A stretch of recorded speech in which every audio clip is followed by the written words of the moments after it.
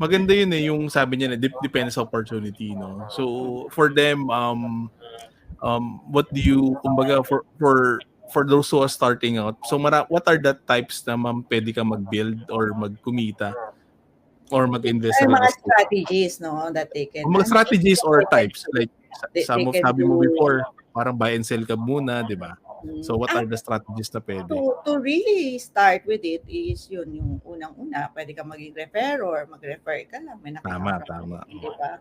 Or we can be an licensed real estate person, broker, appraiser. Ito yung mga professional, appraiser and consultants. You can do it, no? And also you can start naman into